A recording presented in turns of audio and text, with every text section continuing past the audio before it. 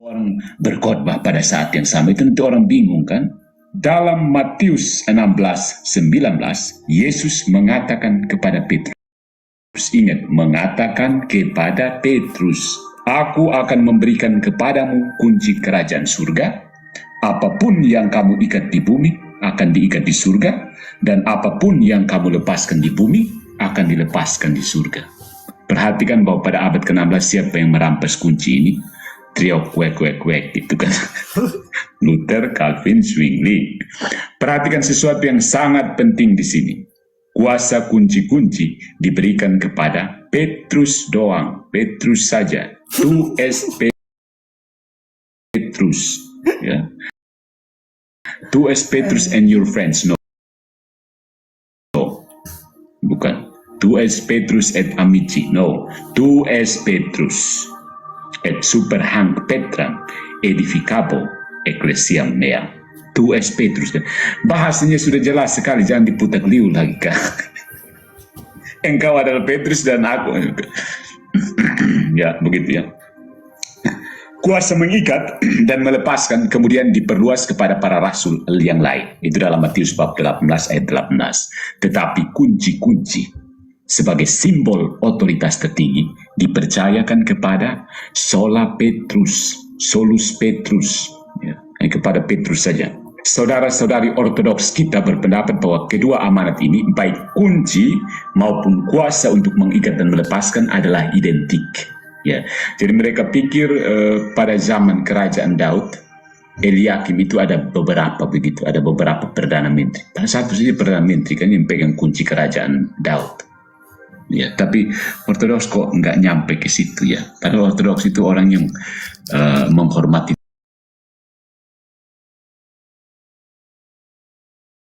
tradisi. Eliakim saja, tidak kepada Eliakim dan kawan-kawan. Jadi bagi mereka, teman-teman kita ortodoks ini yang diwakili oleh Episkop Daniel di sini adalah bahwa kunci dan kuasa untuk mengikat dan melepaskan itu identik, yaitu para uskup semua. Mereka percaya bahwa otoritas apapun yang diberikan kepada Petrus, diberikan secara setara kepada semua rasul. Jika itu benar, maka kita harus berharap untuk melihat setiap uskup sepanjang sejarah menjalankan tingkat otoritas yang sama dengan uskup Roma. Akan tetapi, sejak abad-abad awal, sejarah menceritakan kisah yang berbeda. Para penerus Petrus, para uskup Roma, telah menjalankan peran unik sebagai penengah iman dan moral. Perhatikan abad-abad awal kekristenan. Para uskup Roma sering campur tangan dalam perselisihan teologis. Tidak hanya di barat, tetapi juga di timur. Para uskup dari bagian timur Kekaisaran Romawi mencari bimbingan Paus, bahkan memohon intervensinya untuk menyelesaikan perselisihan dan memerangi bidat. Ingat, sepanjang sejarah bidat demi bidat bermunculan di timur. Karena itu konsili-konsili kan selalu ada di timur kan, untuk menyelesaikan bidat di sana. Bahkan uskup Konstantinopel, Patriark Nestorius, jatuh ke dalam bidat heres, ya, Nestorian kan. Ini bukan perkembangan di kemudian hari. Ini adalah catatan sejarah gereja mula-mula. Sekarang, teman-teman ortodoks kita mengklaim bahwa otoritas kepausan tidak didirikan oleh Kristus, tetapi dikembangkan dari waktu ke waktu karena situasi historis, karena keadaan sejarah. Mereka mengatakan bahwa umat Katolik hanya membaca kembali ke dalam sejarah sesuatu yang tidak ada di sana. Kalau mereka appeal to history, tapi Protestan lebih radikal lagi. Mereka pikir orang Katolik bereisegesis, membaca ke dalam kitab suci untuk melegalkan sesuatu yang merupakan inovasi manusia. Protestan itu keras kepala mereka. Mereka tidak mau mengikuti tafsiran Bapak Gereja lalu menuduh orang Katolik bereisegesis. Coba dengar saja mereka punya pembelaan terhadap ketidaktaatan terhadap otoritas Paus, otoritas Petrus. Kalau teman-teman kita ortodoks mengatakan kita membaca sejarah, membaca ke dalam sejarah, Protestan justru lebih lancang mengatakan bahwa orang Katolik membaca ke dalam kitab suci. Jadi alih-alih mengakui yurisdiksi kepausan, mereka hanya mengakui keutamaan kehormatan, primacy of honor. posisi yang dihormati, tetapi bukan otoritas. Posisi yang dihormati, posisi yang dihormati. Makanya ketika Uskup Konstantinopel dihormati karena kaisarnya sudah pindah ke Bizantin sana, apa yang terjadi? Orang-orang Konstantinopel yang saatnya Konstantinopel harus jadi primacy of honor. Keliru kan? Teolog besar, teolog ortodoks dia, John Meyendorff, itu berpendapat bahwa keunggulan Roma hanya karena signifikansi numeriknya, karena jumlahnya yang banyak. Ini kayaknya dianut oleh Protestan sebagian juga. Lokasi geografis, terutama karena ibu kota mula-mula ada di ibu kota Roma, ibu kota Romawi, dan ortodoksi yang teguh dari para uskupnya. Jadi dia mengakui, si John Meyendorff, teolog ortodoks ini mengakui bahwa keutamaan Roma itu karena signifikansi numerik, jumlah pengikutnya banyak, lokasi geografis yang strategis yaitu di ibu kota Roma, dan ortodoksi yang teguh dari para uskupnya. Dia mengakui bahwa memang gereja Roma itu ortodoksinya keras begitu. Tetapi apakah ini cukup untuk menjelaskan kesaksian sejarah yang tak terputus? Berkali-kali Roma telah berdiri teguh, sementara gereja-gereja lain jatuh ke dalam bidat. Itu catatan sejarah yang tidak bisa diabaikan begitu saja. Roma berdiri teguh, bahkan mau dihantam oleh pasukan Ottoman pun, bahkan ketika didukung oleh Luther dan kawan-kawan supaya menghancurkan kepausan di Roma pun, Roma tetap berdiri teguh. Gereja-gereja lain jatuh ke dalam bidat, Roma tetap berdiri teguh. Beberapa sejarawan non-Katolik menganggap ini sebagai kebetulan belaka. Bayangkan, kebetulan saja Roma bertahan begitu. Seolah-olah para uskup Roma sangat-sangat beruntung dalam setiap perselisihan teologis. Dan mereka beruntung tiap kali mereka yang menang debat begitu. Kalau prinsip Protestan, Roma itu menang perdebatan terus. Kebetulan mereka menang perdebatan terus. Makanya sekarang mereka ajak supaya debat ulang bilang. Karena dong semua menang. Jadi kita sebagai umat Katolik melihat tangan Allah memelihara gereja melalui takhta Petrus sebagaimana yang dijanjikan oleh Kristus sendiri. Orang Katolik itu percaya sekali kepada Tuhan. Teman-teman kita yang Protestan tidak percaya Tuhan. Mereka berasumsi bahwa Tuhan tidak sanggup lagi menjaga gereja, sehingga mereka harus keluar dari gereja dan menciptakan gereja tandingan versi mereka sendiri yang jauh lebih baik daripada gereja Kristus. Bayangkan betapa besar penghujatan terhadap Kristus menurut saya ya. Selain itu saudara-saudariku, konsep ortodoks tentang keutamaan kehormatan, primacy of honor, tidak berasal dari kitab suci. It is non-alkitabiah. Primus inter pares istilahnya itu dari etiket istana Bizantium. Itu dari budaya budaya istana Bizantin sebenarnya, ya, primacy of honor. Tetapi ketika Kristus berbicara tentang honor, kehormatan, dia berbicara tentang pelayanan. Ingat kan, kalau Yesus bicara tentang kehormatan, itu selalu identik dengan pelayanan. Kehormatan menjadi hamba dari semua, menjadi pelayan dari semua. Dan inilah tepatnya apa yang diwujudkan oleh kepausan. Gelar paus yang sejati adalah Servus Servorum Dei. Jauh dari tuduhan orang-orang Protestan yang keras kepala itu. Servus Servorum Dei, hamba dari segala hamba Allah. Dan magisterium itu sebenarnya pelayan firman Allah, bukan pemutakliu firman Allah seperti magisterium Protestantisme pada umumnya.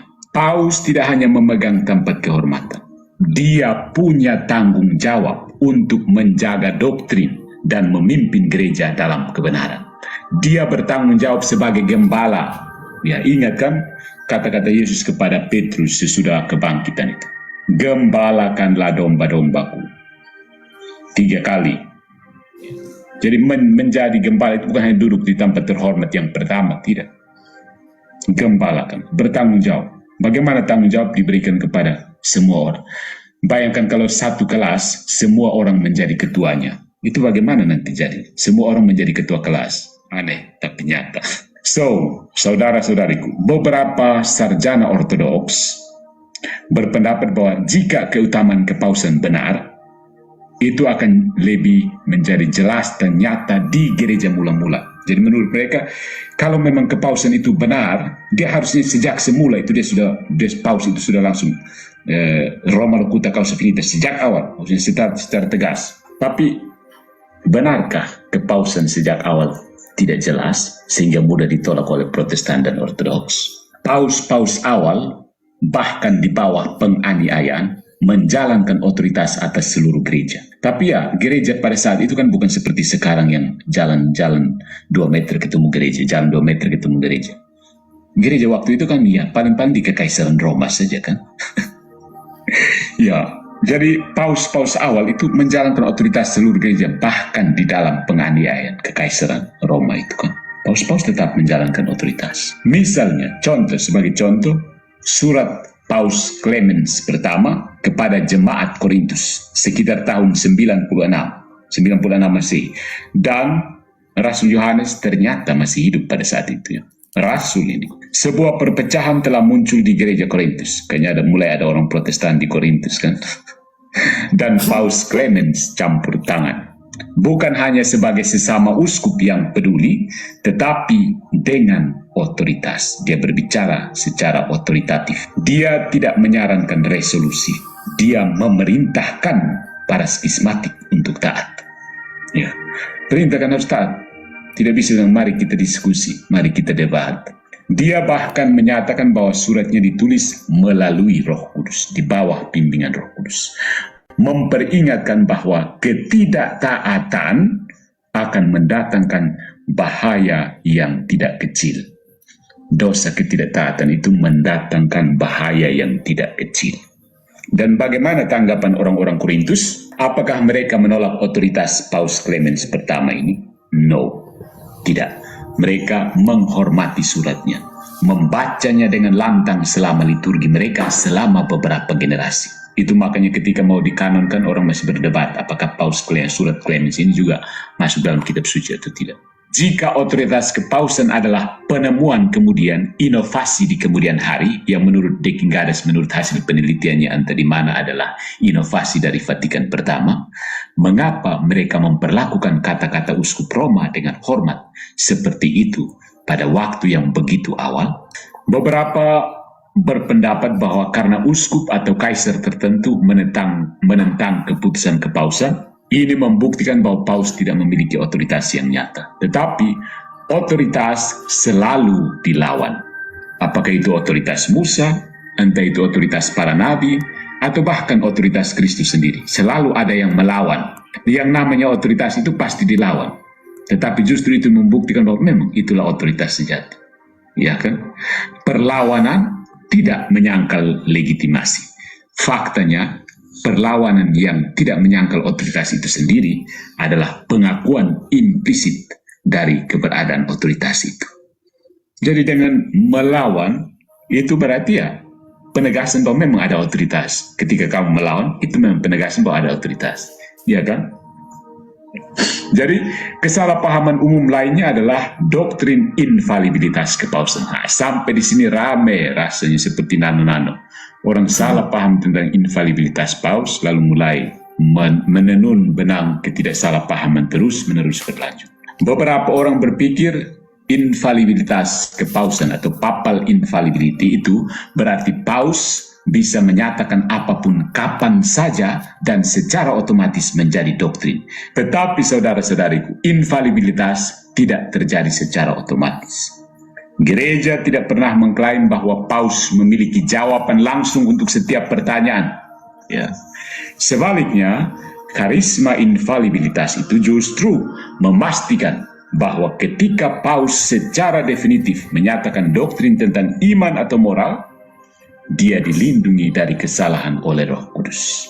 Jadi orang Katolik itu percayanya kepada Roh Kudus, bukan kepada trio kwek yang mau dengan sombongnya mau mereformasi gereja. Mereka itu Roh Kudus kah? Orang Katolik percayanya Roh Kudus, bukan uskup saja tidak. Luther dan Zwingli pastor saja kan, belum habis uskup dan mereka bangun mau langsung jadi paus. Apalagi Calvin, Haridau, why? Kenapa kamu berhasrat sekali, kebelet sekali mau jadi paus ya? Bahkan mau menjadi Roh Kudus untuk membaharui gereja. Klaimnya bombastis sekali ya, membaharui gereja, memurnikan kembali ajaran yang sudah disesatkan oleh Roh Kudus sendiri. Roh Kudus sendiri menyesatkan gereja, kemudian dia mengangkat trio kewek untuk memurnikan kembali gereja. Roh Kudus kurang kerjaan ya. Saya merasa ini agak aneh ya, asumsi protestantisme seperti ini. Jadi Roh Kudus itu dengan sengaja membiarkan para uskup dan pausnya jatuh dalam kesesatan, baru kemudian Roh Kudusnya bikin drama, angkat 3 orang yang saling berkelahi terus sampai sekarang. Ya, jadi saudara-saudariku, perlindungan ini diberikan oleh Kristus, bukan kuasa yang dipegang oleh manusia. Dan Alkitabiah sekali, aku akan menyertai kamu sampai akhir zaman. Alam maut tidak akan menguasai. Apa yang kau ikat akan terikat, apa yang kau lepas akan terlepas. Selesai. Kau percaya ini ayat atau tidak? Kau mau pelintir ke arah mana lagi? Batu di Matius, ya batu di Matius. Jangan lari ke batu di Efesus lagi. Siapa yang suruh kamu lari ke batu di Efesus? Memang ada tulis di situ dan baca nanti batu yang dimaksud di sini Matius ini adalah batu yang dimaksud di Efesus. Begitu ada tulis di situ.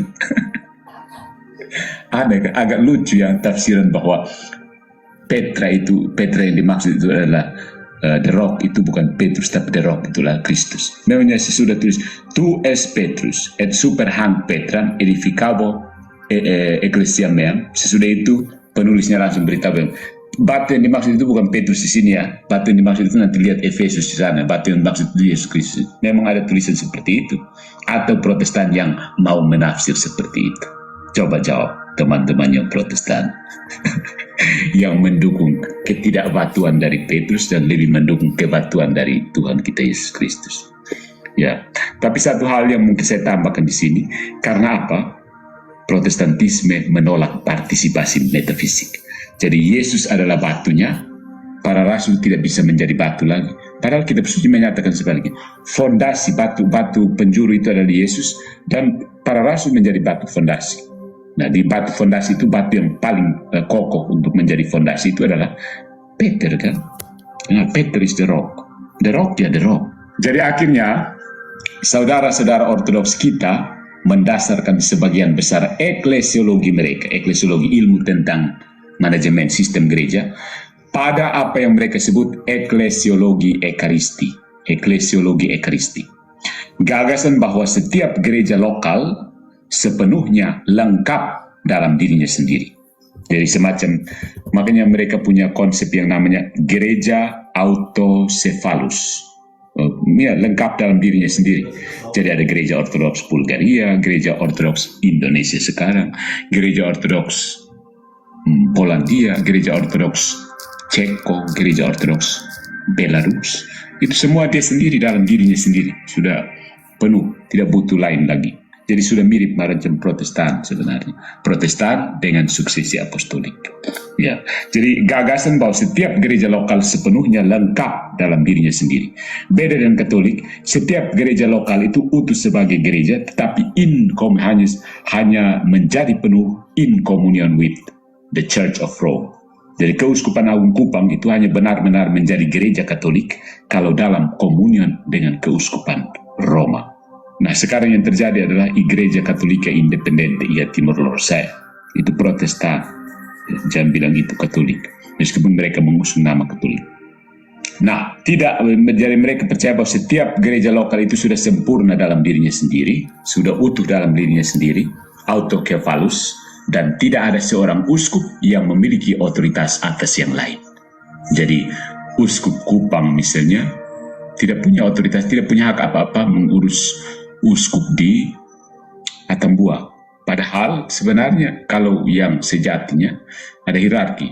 Para kolegial para uskup ini diketuai oleh uskup Roma sebagai apel tingkat tinggi, apel akhir. Apa istilahnya? Naik banding terakhir. Jadi para uskup yang ada misalnya di NTT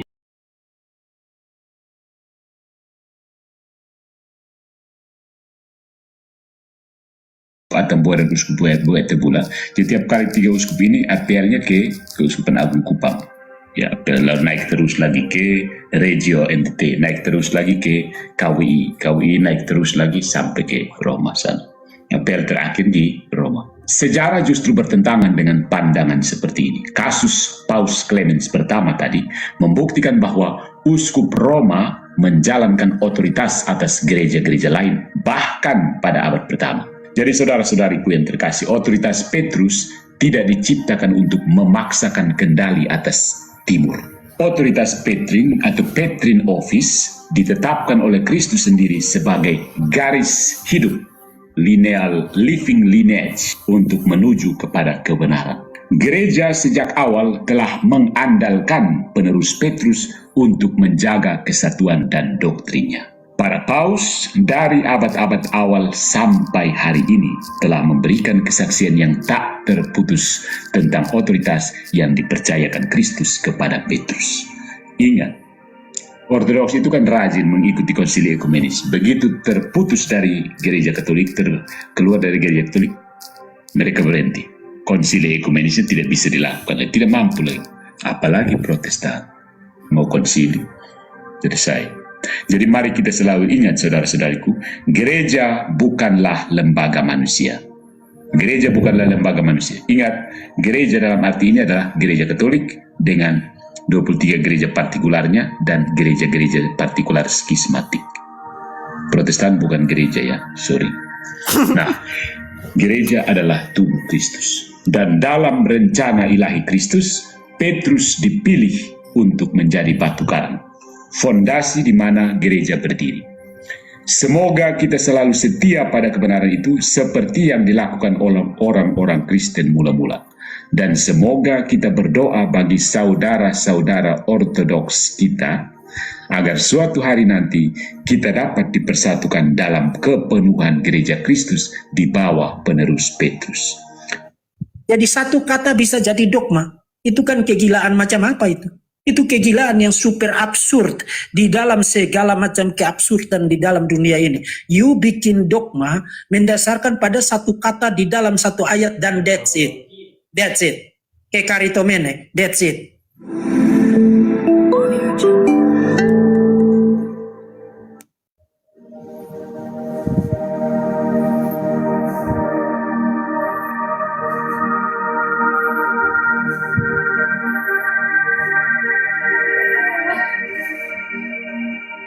Kali ini kita akan membahas hal-hal yang ringan saja ya.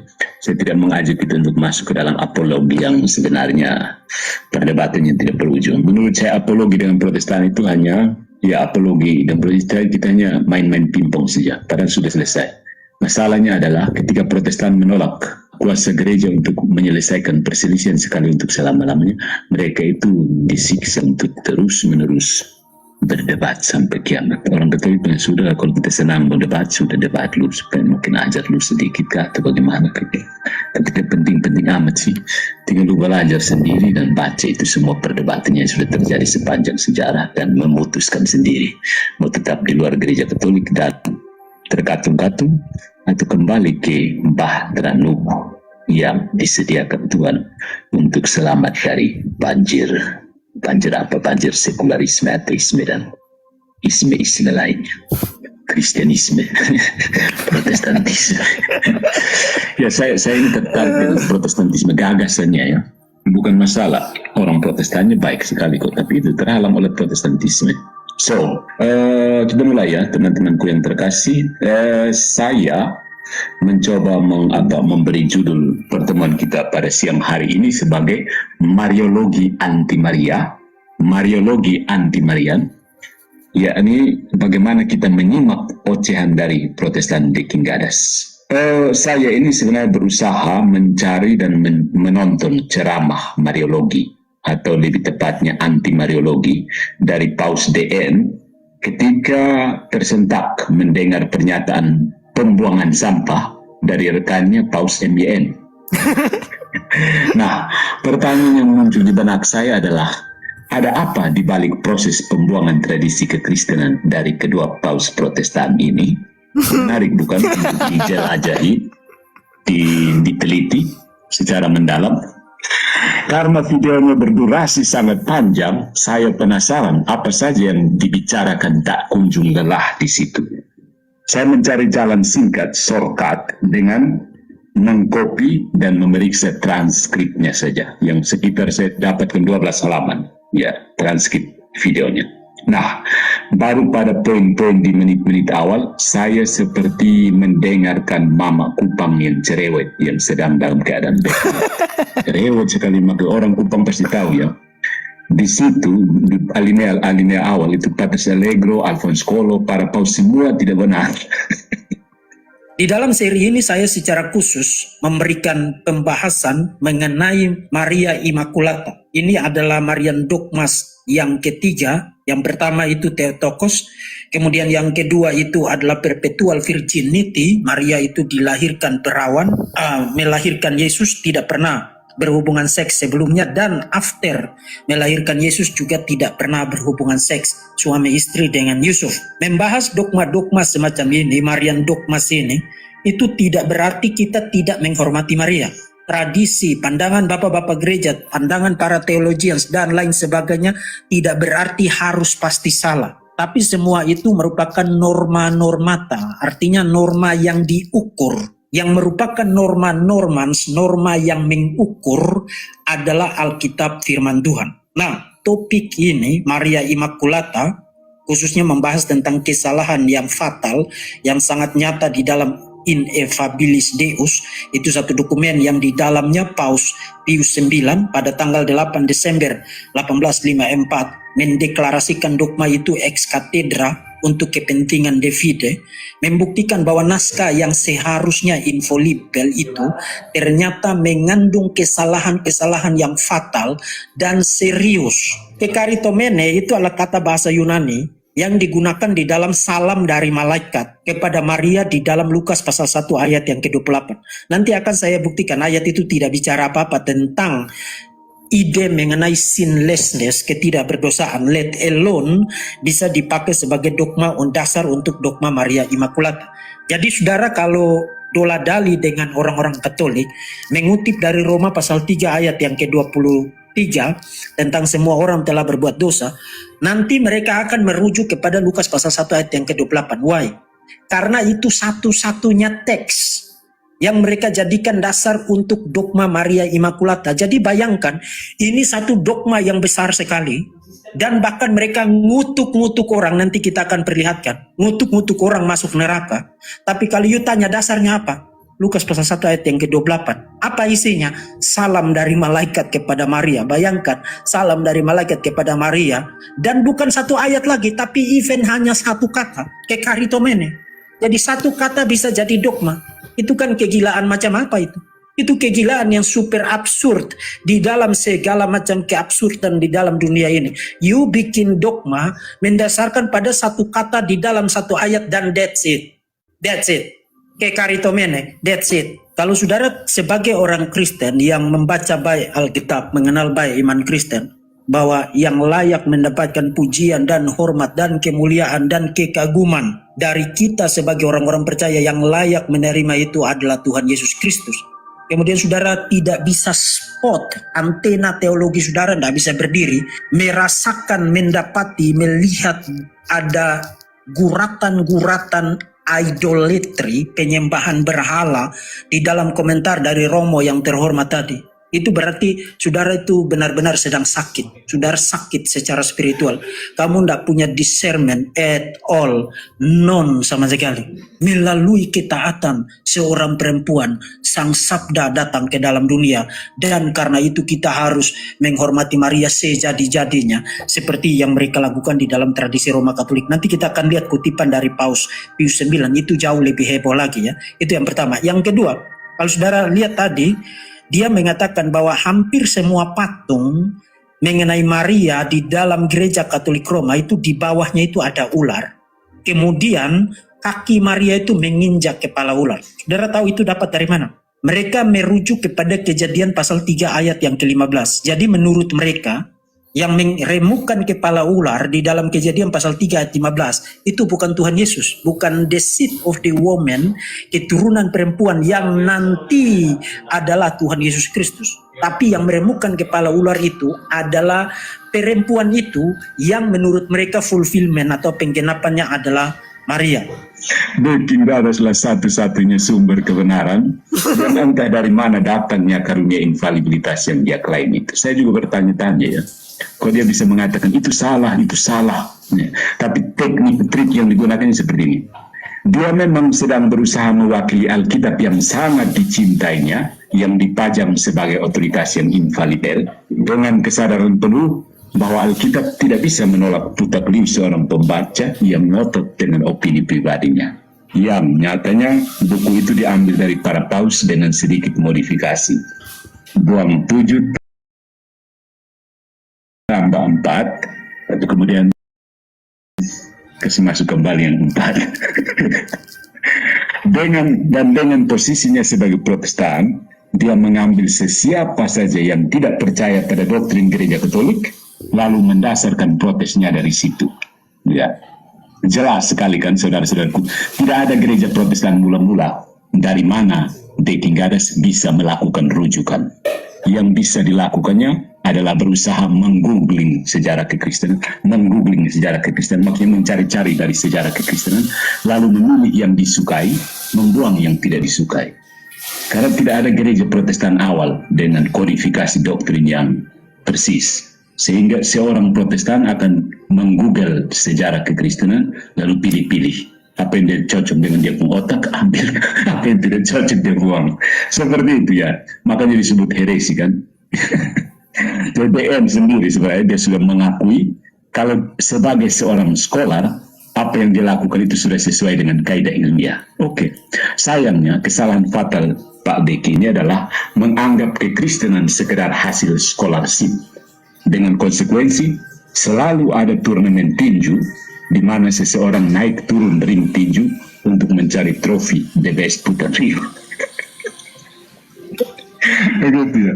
Nah, di lain pihak, DM bahkan sudah terlebih dahulu melakukan fittingness by cherry picking, lalu kemudian berusaha untuk menolak argumen by fittingness dari gereja Katolik. Ya, inkonsisten ya. Jadilah ceramah berdurasi 2 jam tentang kekristenan ala boneka pencet. Kekristenan hasil pencet-pencet ayat kitab suci, ditambah senarai pendapat yang berseliweran di sepanjang sejarah gereja. That's it, how I see penjelasan dari Pak Dekingadas lewat videonya. Tidak ada yang saya dapatkan di situ selain kuah kosong ya.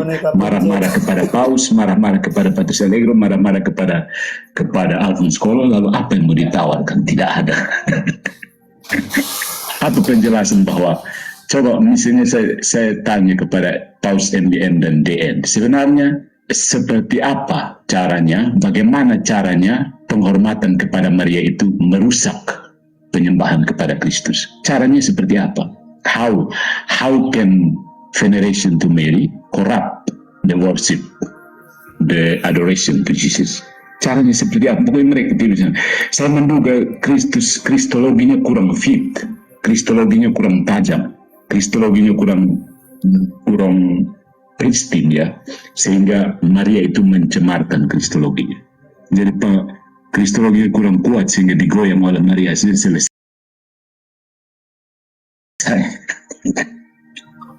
Perhatian sedikit saja kepada Maria sudah mengancam kemahakuasaan Yesus. Aneh sekali Kristus yang begitu ya. Jadi Katolik lain lagi.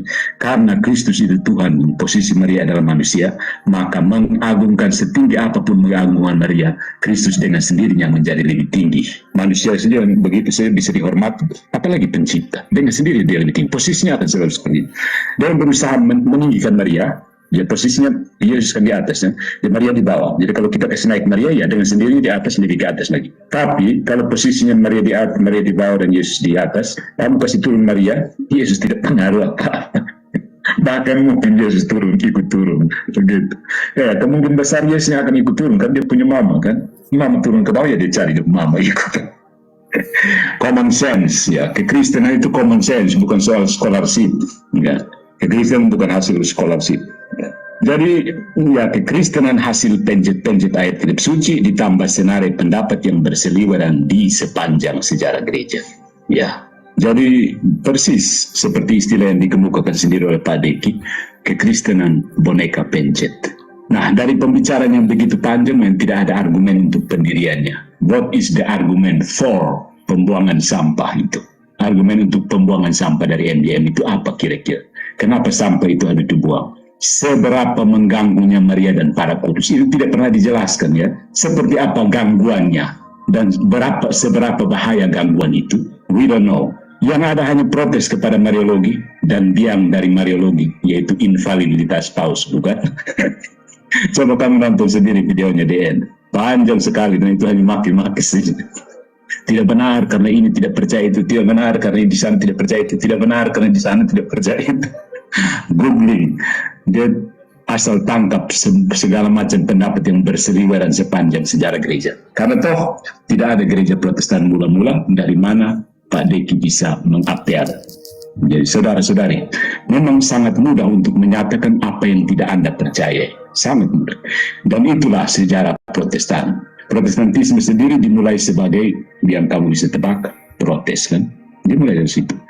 Kami menentang ini, dan ini. Ya, itu sebenarnya adalah protes terhadap Katolik. Protestantisme itu, the reason of being is protes kepada Katolik. Tetapi, gerakan ini tidak bisa terus eksis sebagai seseorang yang protes melawan sesuatu. Ya, dia tidak bisa eksis kalau hanya dalam apa? Hanya sebagai protes. Itu apa? Sementara saja. Gerakan itu harus berdiri untuk sesuatu. You have to stand for something. You tidak bisa stand against something. Tidak bisa. Cluenya, mereka itu mengaku berdiri untuk Alkitab. They stand for the authority of the Bible. Masalahnya adalah Alkitab menurut tafsiran siapa? Karena sebanyak kepala yang membaca, sebanyak itulah tafsiran yang mungkin. Dan saat itulah masalah dimulai. Masalahnya adalah Alkitab menurut tafsiran siapa? Ketika kelompok-kelompok manusia yang non-infalibel berusaha untuk setuju, akhirnya hasil akhirnya adalah menjadi ribuan sekte Protestan yang kita lihat hari ini. Wah, kosong semua. Nah, saudara-saudariku, mari kita abaikan saja ocehan DN terhadap orang-orang dalam gereja Katolik yang terus mempertahankan keutuhan dan kemurnian ajaran Tuhan. Jadi pembicaraan kita ini bukan bertujuan untuk apologi Mariologi yang ditentang Protestan. Sudah terlalu banyak keberatan Protestan itu dibantai di mana-mana. Bukan saja di Indonesia, di belahan dunia manapun, bahkan di Antartika. Saya hanya mengajak kita kesempatan ini melihat bagaimana pola pikir Protestantisme yang diwakili DN dalam ceramahnya. Dan mari kita tegaskan pada kesempatan ini, mengapa membuang Bunda Maria dan para kudus ke tempat sampah bukan tindakan yang elegan dari seorang Kristen. No. Mengapa Maria begitu penting bagi kekristenan? Santa Teresa dari Kalkuta dikreditkan dengan tanggapan sederhana untuk pertanyaan ini. No Mary, no Jesus. No Mary, no Jesus. No Mary, no Jesus. No Mary, no Jesus. Sana ada Maria, sana ada Yesus. Tahu Maria, tahu Yesus. Dan jawaban ini menikam langsung ke ulu hati masalah. Kena begitu. Dan mari kita sedikit elaborasi. No Mary, no Jesus. No Mary, no Jesus. Santo Paulus itu menulis dalam surat kepada jemaat di Galatia bahwa ketika kepenuhan waktu telah tiba, Allah mengutus anaknya yang dilahirkan dari perempuan, yang dilahirkan di bawah hukum Taurat. Galatia bab 4 ayat 4. Ini berarti bahwa seorang wanita bernama Maria, ibu dari firman Allah yang berinkarnasi, berada di pusat sejarah keselamatan. Santo Thomas Aquinas mengajarkan bahwa Allah dalam kuasanya yang maha kuasa bisa saja memulihkan sifat manusia dengan pelbagai cara yang mungkin. Tetapi dia memilih untuk menebus kita dengan menjadi inkarnasi dari perawan Maria yang terberkati. Jika Allah dengan bebas memilih untuk menebus kita dengan dilahirkan dari seorang wanita, maka tentu saja wanita ini, Maria, adalah pusat dari rencana penyelamatannya. penjelasan metafisiknya, kita ada satu penjelasan metafisik yang bagus, tapi saya rasa terlalu berat untuk kalangan filosofis. Itu menyangkut the metaphysics of creation, metafisika penciptaan. Ya, jadi penciptaan itu konsekuensinya freedom, ketidaktergantungan, dan freedom itu konsekuensinya jatuh. Maka perlu ada primacy of particularity, keutamaan dari yang khusus, supaya membawa yang banyak itu kembali ke kemurniannya sendiri. Agak bingung kan? Nggak betul. The metaphysics of creation, dari situ ada peran Maria ada di situ. Nah, kita abaikan saja dulu metafisika itu. Santo Paulus ke-6 dalam homilinya pada tanggal 24 April 1970 di Taman Doa Bunda Maria dari Bonaria di Cagliari, Sardinia, Italia, menggambarkannya dengan sangat indah tentang peranan Maria dalam gereja, pentingnya Maria dalam kekristenan. Si Christiani esse volumus, Mariani et siam esse debemus. Ungkapan ini sangat bagus ya. Si Christiani esse volumus, Mariani et siam esse debemus. In English, if we want to be Christian, we must also be Marian. Kalau kita mau menjadi Kristen, kita harus juga menjadi Marian atau apa, yakni kita harus mengenali ikatan yang esensial, vital, dan ikatan providensial antara Bunda Maria dengan Yesus, dan yang membuka bagi kita jalan yang menuntun kita kepadanya.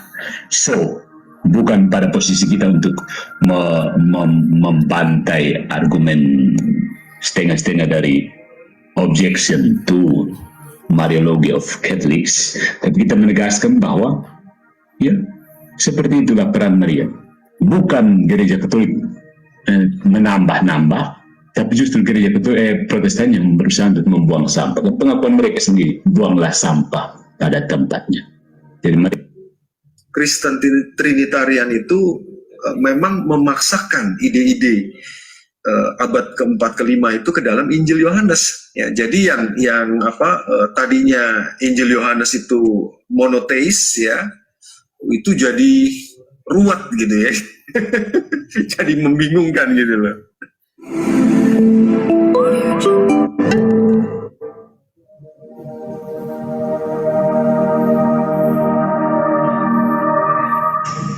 Salve fratres, welcome back to the jungle of Protestantism. Teiterum videre patris allegro veritas liberabit vos. Saya mau mengajak kita untuk menanggapi satu pengajaran dari seorang pendeta yang rupanya bukan penganut Trinitas ya, Rudi Layar Teologi. Jadi logos menjadi daging, tafsir monoteis atas Injil Yohanes. Karena hampir semua ya yang saudara pegang buku-buku tafsir di Indonesia terhadap Injil Yohanes itu adalah tafsir Trinitarian. Injil Yohanes ini ya dari kacamata doktrin Tritunggal ya, atau dari dogma hasil konsili gereja abad keempat dan kelima ya.